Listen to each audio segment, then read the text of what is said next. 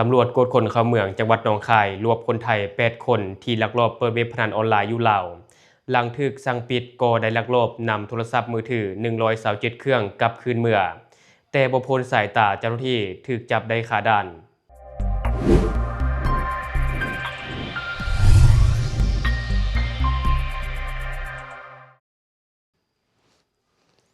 สบายดีทุกผู้ชมยินดีต้อนรับเข้าสู่รายการ Talk the New และข่าวที่ข้าพเจ้าอยากจะนำเสนอในมื้อนี้ก็คือตำรวจกวดคนเข้าเมืองจังหวัดหนองคายได้รวบคนไทย8คนที่ลักลอบเปิดเว็บพนันออนไลน์อยู่ลาวหลังถูกสั่งปิดก็ได้ลักลอบนำโทรศัพท์มือถือ127เครื่องกลับคืนเมืองแต่ก็บ่พ้นสายตาเจ้าหน้าที่ถูกจับได้คาด่านอิงตามการรายงานข่าวของแฟนเพจหนองคายฮอตนิวได้รายงานให้รู้ว่าในวันที่22พฤษภาคม2026ที่ด่านชายแดนความมิตรภาพลาวไทยแห่งที่1จังหวัดหนองคายเจ้าหน้าที่ตำรวจกวดคนเข้าเมืองจังหวัดหนองคายกรมภาษีหนองคายได้ร่วมกันกวดกาจับกลุ่มนางสุกัญญาอายุ38ปีท้าวมนัสอายุ32ปีท้าวปรพฤกษ์อายุ20ปีท้าวนิพนธ์อายุ23ปีท้าวหัตถ์ไหรัตน์อายุ24ปีท้าวสมพรอายุ31ปีท้าวชัดชัยอายุ36ปีนางอรไทยอายุ24ปีพร้อมด้วยเครื่องของกลางเป็นโทรศัพท์มือถือจำนวน127เครื่องสืบเนื่องมาจากพฤติกรรมในวันที่22พฤษภาคม2026เวลาประมาณ 11:00 นในขณะที่เจ้าหน้าที่ตำรวจกดคนเข้าเมืองหนองคายและเจ้าหน้าที่ภาษีหนองคายร่วมกันคัดกรองบุคคลและพาหนะอยู่บริเวณด้านชายแดนหนองคายได้กดพบรถยนต์สปป.ลาวยี่ห้อฮุนไดหมายเลขทะเบียน0437นครหลวงเวียงจันทน์ขับขี่มาจากฝั่งสปป.ลาวโดยมีคนขับเป็นชายชาวสปป.ลาวและมีผู้โดยสารเป็นชาวไทยจากการกดค้นกระเป๋าสัมภาระของผู้โดยสารชาวไทยพบว่ามีเครื่องโทรศัพท์มือถือจำนวนหลายซุกซ่อนอยู่เมื่อนำมากวดนับมีจำนวนทั้งหมด127เครื่องจากการสอบปากคำทั้ง8รายให้การว่ากลุ่มของตนเองได้เดินทางข้ามมาเฮ็ดเวียกอยู่บ่อนคาสิโนฝั่งสปป.ลาวโดยเฮ็ดหน้าที่เป็นแอดมินต่อเว็บพนันออนไลน์ซึ่งได้เริ่มตั้งเว็บพนันมาตั้งแต่วันที่10พฤษภาคม2026แต่เมื่อเฮ็ดไปได้ระยะหนึ่งเจ้าหน้าที่สปป.ลาวได้แจ้งให้ยุติกิจการทั้งหมดพวกตนจึงตัดสินใจเดินทางกลับคืนเข้ามาประเทศไทยเพื่อมาตั้งหลักใหม่ส่วนโทรศัพท์ที่พบทั้งหมดนั้นแม่นเครื่องอุปกรณ์ที่ใช้ในการโอนเงินเข้าและออกระหว่างลูกค้าของเว็บพนันซึ่งต้องนำมาเตรียมไว้หากมีการนำมาเปิดเว็บพนันอีกครั้งในอนาคตทั้งนี้ทางเจ้าหน้าที่ได้ประสานงานกับเจ้าหน้าที่ตำรวจจากกองบัญชาการตำรวจสืบสวนสอบสวนอาชญากรรมทางเทคโนโลยีมาร่วมกันตรวจสอบและสอบปากคำเพื่อนำข้อมูลไปขยายผลและส่องหาความเชื่อมโยงว่าเกี่ยวข้องกับกลุ่มแก๊งคอลเซ็นเตอร์หรือบ่ต่อไปเบื้องต้นเจ้าหน้าที่ได้แจ้งข้อกล่าวหาร่วมกันลักลอบนำสิ่งของเข้ามาราชอาณาจักรโดยบ่ผ่านพิธีการทางภาษีจากนั้นได้ควบคุมตัวพร้อมของกลางส่งให้กับพนักงานสอบสวนสถานีตำรวจภูธรเมืองหนองคายเพื่อดำเนินคดีตามกฎหมายต่อไปและที่ผ่านไปก็จะเป็นการรายงานข่าวจากแฟนเพจหนองคายฮอตนิวที่เขาจะได้ลงเอาไว้ซึ่งในตอนนี้ลาวถือว่าปราบปรามแก๊งสแกมเมอร์อย่างดุเดือดแบบบ่เคยมีมาก่อนเนาะและในตอนนี้แก๊งสแกมเมอร์ทั้งจีนไทยเวียดนามเริ่มยุ่งยากละแล้วก็เริ่มหาทางหนีออกจากลาวไปแล้วซึ่งในตอนนี้เนาะท่านผู้ชมลาวปราบปรามแก๊งสแกมเมอร์แบบบ่เลือกปฏิบัติปราบหมดเลยเนาะบ่ให้เหลือเลยซึ่งในช่วง 2-3 วันที่ผ่านมาก็อย่างที่เราเห็นกันอยู่ทางการลาวก็ได้ส่งตัวแก๊งสแกมเมอร์คนไทยจำนวน102คนกลับคืนประเทศเพื่อไปดำเนินคดีอยู่ที่ประเทศไทยและวันที่21พฤษภาคม2026ที่ผ่านมาก็ได้ส่งตัวแก๊งสแกมเมอร์คนไทย307คนกลับไปดำเนินคดีอยู่ที่ประเทศไทยเนาะซึ่งในตอนนี้ถือว่าดูเดือดแบบบ่เคยมีมาก่อนและก็ขอเป็นกำลังใจให้กับเจ้าหน้าที่ทุกภาคส่วนในการปฏิบัติเวียกงานทั้งลาวและก็ไทยอยากให้ร่วมกันปราบปรามแก๊งสแกมเมอร์พวกนี้ให้หมดไปให้สังคมกลับมาน่าอยู่เหมือนเดิมเนาะและบัดนี้เรามาต่ออีกหนึ่งข่าวกองบัญชาการตำรวจกวดคนเข้าเมืองจังหวัดหนองคาย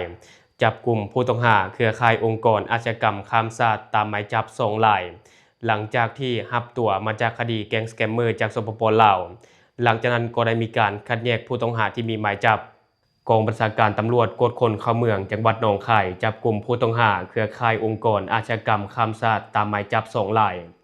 ภายหลังรับตัวผู้ต้องหาคดีสแกมเมอร์จากประเทศลาวและเหตุการณ์คัดแยกผู้ต้องหาที่มีหมายจับในวันที่22พฤษภาคม2026เจ้าหน้าที่ของไทยได้เฮ็ดพิธีการรับตัวผู้ต้องหาคดีสแกมเมอร์จากสปป.ลาว ซึ่งเป็นคนไทยจำนวน102คนซึ่งได้ใช้กลไกส่งต่อระดับชาติหรือ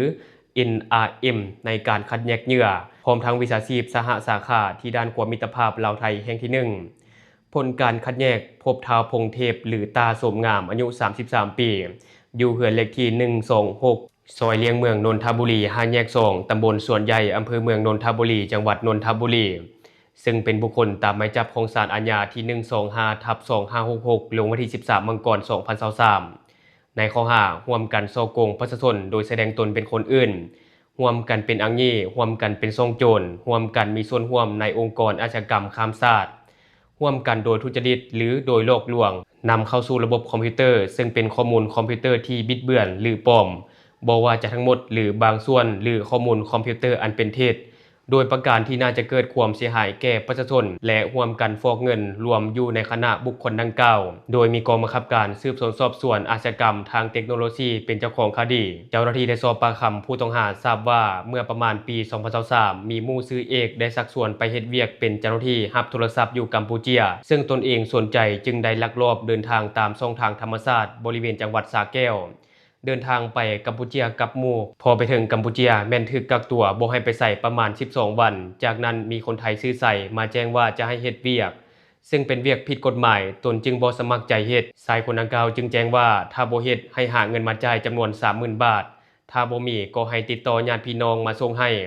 ตนบ่มีเงินและติดต่อญาติพี่น้องบ่ได้จึงถูกกักขังและถูกทำร้ายร่างกายโดยการใช้ไฟฟ้าช็อตจากนั้นก็มีคนนำสคริปต์มาให้อ่านเพื่อโทรหลอกคนไทยวิธีการคือเป็นคนรับสายส่งอ้างตัวเป็นตำรวจรับแจ้งความตนเฮ็ดเวียกได้2เดือนต้องการจะหนีออกมาจึงสวนหมู่หนีออกมาและกลับประเทศไทยผ่านช่องทางธรรมชาติต่อมาเมื่อประมาณกลางเดือนเมษายน 2026พบประกาศในอินเทอร์เน็ตรับสมัครพนักงานแพ็คสิ่งของในประเทศลาวตนจึงเกิดความสนใจและได้เดินทางไปสมัครเวียกโดยลักลอบเดินทางออกตามช่องทางธรรมชาติบริเวณจังหวัดนครพนมเมื่อไปถึงแขวงสวรรณเขตนายจ้างได้จัดที่พักให้แต่ยังบ่ทันได้เฮ็ดเวียกต่อมาถูกทางการลาวจับกุมตัวส่งกลับประเทศไทยจึงถูกเจ้าหน้าที่จับกุมตัวตามหมายจับดังกล่าวข้างถึงนำส่งให้กับพนักงานสอบสวนและเพื่อดำเนินคดีตามกฎหมายรายที่2จับกลุ่มท้าวจตุพรไซทองอายุ30ปีอยู่เหือนเลขที่24/1หมู่3ตำบลท่าดินดำอำเภอไซบาดาลจังหวัดลพบุรีซึ่งเป็นบุคคลตามหมายจับของศาลอาญาที่7040/2568ลงวันที่26 พฤศจิกายน 2025ในข้อหาร่วมกันฉ้อโกงประชาชนโดยแสดงตนเป็นคนอื่นและโดยทุจริตหรือหลอกลวงร่วมกันนำเข้าสู่ระบบคอมพิวเตอร์ซึ่งเป็นข้อมูลคอมพิวเตอร์ที่บิดเบือนหรือปลอมบ่ว่าทั้งหมดหรือบางส่วนหรือข้อมูลคอมพิวเตอร์อันเป็นเท็จโดยประการที่น่าจะเกิดความเสียหายแก่ประชาชนหรือเปิดหรือยินยอมให้บุคคลอื่นใช้บัญชีเงินฝากบัตรอิเล็กทรอนิกส์หรือบัญชีเงินอิเล็กทรอนิกส์ของตนโดยบ่มีเจตนาใช้เพื่อตนหรือเพื่อกิจการที่ตนเกี่ยวข้องหรือยินยอมให้บุคคลอื่นใช้หรือยืมใช้หมายเลขโทรศัพท์สำหรับบริการโทรศัพท์เคลื่อนที่ของตนทั้งนี้โดยประการที่รู้หรือควรรู้ว่าจะนำไปใช้ในการกระทำความผิดที่เกี่ยวกับอาชญากรรมทางเทคโนโลยีหรือความผิดทางอาญาอื่นใดโดยมีสถานีตำรวจนครบาลบางซื่อหรือสน.บางซื่อเป็นเจ้าของคดีเจ้าหน้าที่ได้สอบปากคำผู้ต้องหาทราบว่าช่วงต้นเดือนกุมภาพันธ์ 2025ตนเองต้องการสอบหาเวียกเฮ็ดได้พบประกาศในเพจ Facebook รับสมัครพนักงานเป็นแอดมินตอบลูกค้ามีสำนักงานตั้งอยู่ที่อำเภออรัญญประเทศจังหวัดสระแก้วจึงได้เดินทางไปเมื่อไปถึงตลาดโฮงเกลือได้มีคนกัมพูชามารับและได้พาลักลอบเดินทางออกตามช่องทางธรรมชาติไปยังประเทศกัมพูชาและได้มีคนมารับอีกต่อหนึ่งไปที่คาสิโนซานโฮบ่ทราบชื่อเมืองใด